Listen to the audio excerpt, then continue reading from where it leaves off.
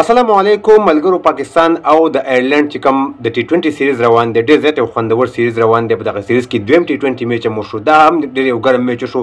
پاکستان خو ډېره بهترینه کارکردګي شروع کړې ده، خو هغې نه علاوه که موږ تاسو وګورو دغه میچ کې آیرلند چې کومه کارکردګي شروع کړله، 193 کوم هدف چې پاکستان ټیم ته ورکړی کسان د هغې اوټ شوي او مقرر ورنه وویو، نو دغه یقینا چې تعریف وړ بیټنګ یې کړی دی. که موږ تاسو وګورو نو د هغې مین پلیران چې کوم دي تقریبا هایر ټکټر شو، بلبرن شو، مطلب فرسټلینګ شو، هغه پکې زبردست کارکردګي شروع کوي، زبردست پرفارم پکې کوي. ځکه همدغه وجه چې په تیر میچ کې 102 پاکستان ته چیس کړل او په دې میچ کې ډېر غټ ټوټل پاکستان ته ورکړی، 193 سکور ټوټل ورکړی. بهترینه کارکردګي شروع کړې. خو دغه نه علاوه چې په 2 نمبر باندې موږ راشو، پاکستان ټیم په دغه دویم ټي 20 میچ کې د دې نه هم بهترینه کارکردګي شروع کړه. خاص کر فخر زمان او محمد رضوان چې کوم د تعریف وړ بیټینګ وکړو، هغه ډېر زبردست بیټینګ و. د میچ مکمل سکور کارت طرف ته به راشو، پاکستان بالران ښه بولینګ کړی دی.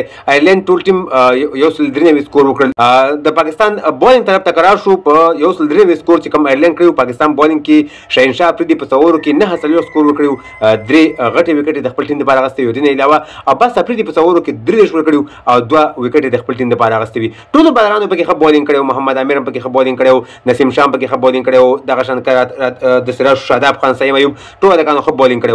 خو د پاکستان بیټینګ طرف ته که راشو، 193 کوم هدف چې و هغه ډېر په اسانۍ سره راواړو آیرلند ټیم ته. په دغه دویم ټي 20 میچ کې 115 سکور پاکستان ټیم وکړل. صرف او صرف 3 کسان اوټ شوي او په 14.5 اورونو کې، یعنې یو بال کم 19 اورو کې پاکستان ټیم دغه ډېر سخت هدف چې و، کوم ډېر غټ هدف چې و، دغه پاکستان ټیم چیس کو. سایم ایوب پکې 6 سکور کړي دي او د هغې نه علاوه محمد رضوان پکې بیا 15 سکور کړي دي په 6 بالونو باندې. شپږ غټ سکسونه والي دي او د علاوه 4 فورې په دغه اننګز کې شامل دي.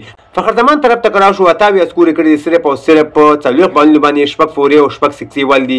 اعظم خان پکې بیا په 10 بالونو باندې 10 سکور کړي دي. کو په 7 وکټو باندې پاکستان ټیم دغه میچ وګټو. محمد رضوان چې دی په دې میچ کې مین اف د میچ راغی، بهترین پرفارمنس شروع کړی و. نو دغه شان چې 193 سکور کې چې کله مطلب سٹارټ خو واغستل شي، دغه نه علاوه کدی کې پارتنرشپ خو شي، نو بیا دغه سکور ډېر خسته چیس کیږي. نو اولنی میچ ډېر خوندور میچ شو، آیرلند ټیم ګټلی، د میچ پاکستان ټیم وګټو. 3 میچ او فائنل میچ کم دی، نن 13 تاریخ دی، سبا 16 تاریخ دی.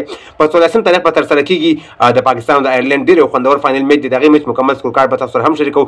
تر دې ما دغه د میچ ریزلټ چې تاسو هم شریکو، د ویډیو کتلو ډېر مننه. ویډیو مخکې ملګرو سره ضرور شریک کړئ، زموږ پیج هم سره فالو کړئ، زموږ یوټیوب چینل سره ضرور سبسکرایب کړئ د نورو تازه معلوماتو لپاره. نو خو خو لري د الله په امان.